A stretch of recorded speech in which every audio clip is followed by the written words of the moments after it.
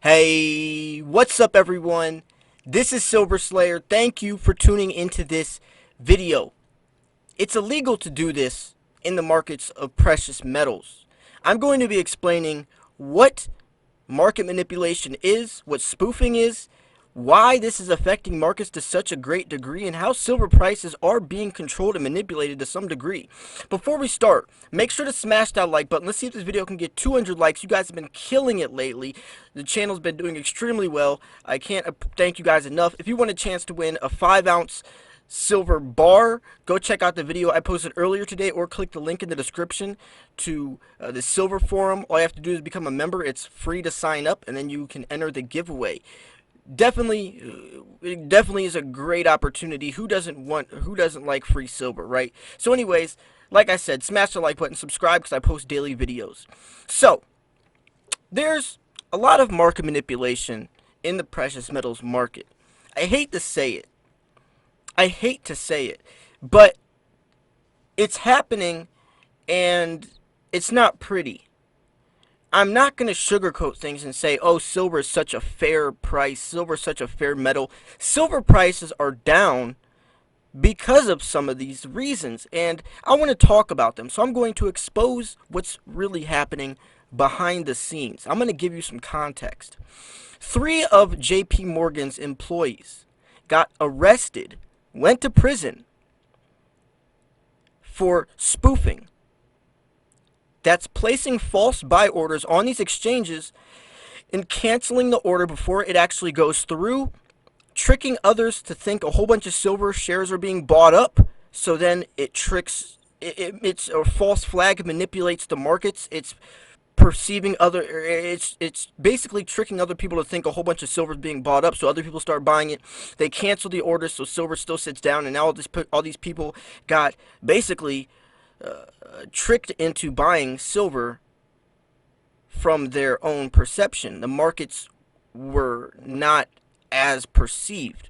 Now, this is a punishable crime. This is punishable. And the judge sentenced 3 of the employees to prison. And it's becoming more and more popular to do this. That's why our court system is starting to crack down harder, because JP Morgan, they got caught from going back several years ago, but they're investigating several more companies and several more of the employees, because this is happening everywhere. If you think just 3 of their employees were doing this, you got it all wrong. This is probably happening on a much larger scale, with many more people that are still getting away with it till this day. And what that means is that silver isn't at its natural price. It's manipulated. And we can go back from silver manipulation as early as the 30s, probably even before that. But one occasion is when FDR, our president, changed the gold to silver ratio from 16-1 to 75-1. If that isn't market manipulation, I don't know what is. Silver was only 16 times more or less valuable than gold. He comes in and changes it to 75-1. That's putting silver at an extremely undervalued, worthless standpoint. That's basically saying silver's worthless, gold is where it's at. Gold is where it's at. And that's not true, because it comes out of the ground roughly 8-1. And historically, before that, before the 30s, the ratio was always around 8-1, 10-1, 15-1. But then he changes it to 75-1. That's market manipulation. And I am curious, I brought this video up because I'm curious when silver prices are going to go their natural ways, when prices are going to be able to naturally appreciate without man trying to manipulate them or control them. JP Morgan is a shady company. They got caught calling Bitcoin a scam. And then right after they called Bitcoin a scam, it shot Bitcoin's price down. And then JP Morgan buys millions of dollars in Bitcoin right after that. It's stored on the blockchain, which stores everything publicly. So they got caught. They didn't get away with it. So they got caught doing that. They got caught with millions of dollars in misprinted gold bars. And they were arrested for spoofing going back several years with millions and millions and millions of dollars doing this. They're a shady company. But Merrill Lynch got caught doing the same thing. JP Morgan and Merrill Lynch both got caught spoofing. And it's going on other places as well. But what's going to allow silver's price to naturally rise? Well, if we're going to ask that question, we have to ask the question of what influences silver's price. We know supply and demand does, surplus does, scarcity does, stock market volatility does, the dollar index does, the economy, the state of the economy does. All of these things do, but what degree? The stock market volatility might have like a 13% pull on silver prices, but maybe supply and demand has like a 35% pull. Now these are natural reasons. So this is silver rising naturally. Stock markets are gonna stay volatile. They're gonna go up and down, right? Silver shortages are gonna happen. Demand is going to increase. Demand's gonna decrease. Supply is gonna increase. Supply is gonna decrease. That's natural.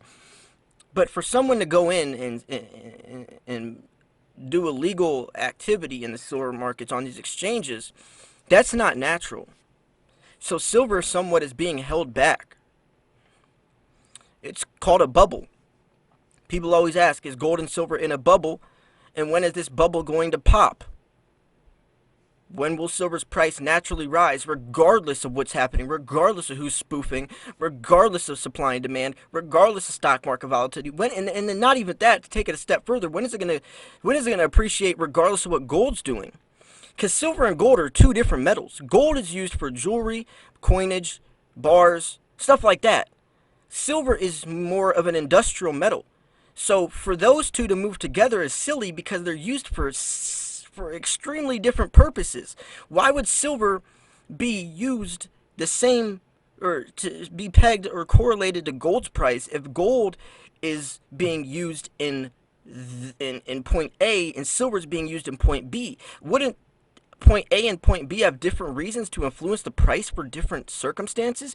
I mean, we do see that a little bit, but not to the extent that I like. I mean, gold is more of an asset, they say. Silver's more of a commodity. I think it's flipped. I think gold's more of a commodity.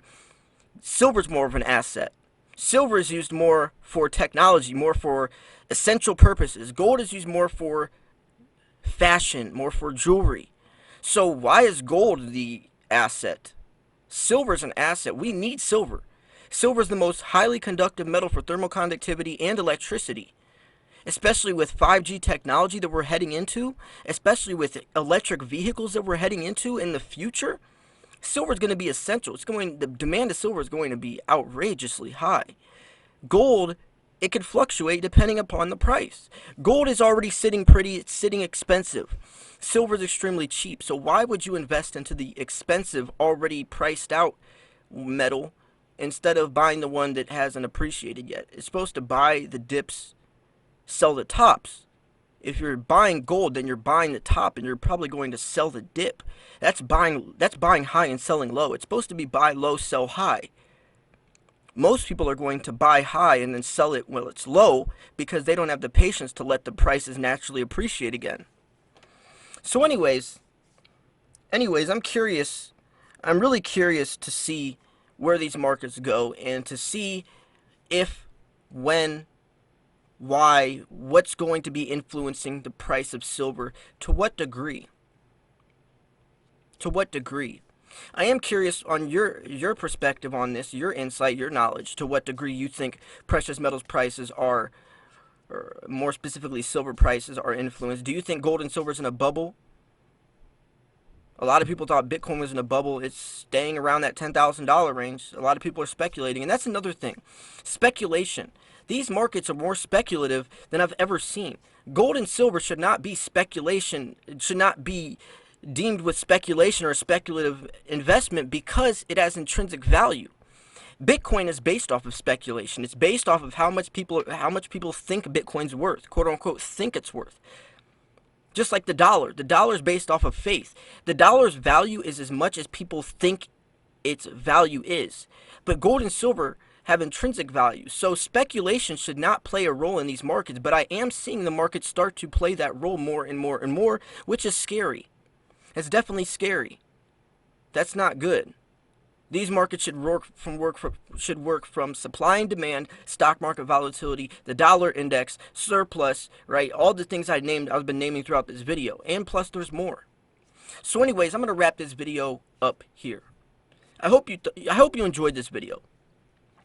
If you thought this video was informational, educational, or at least just entertaining, make sure to smash the like button. Let's see if this video can get 200 likes. Everyone, go like the video right now. You guys have been killing it lately. Killing it lately with the amount of support on the channel. I cannot thank you enough. We're approaching 27,000 subscribers. 27,000 of you. That's crazy. That's humbling.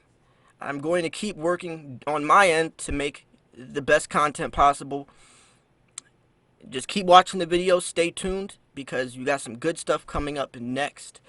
Anyways, thanks for tuning in. This was Silver Slayer. Hope you enjoyed this video. I'll see you guys soon. Peace.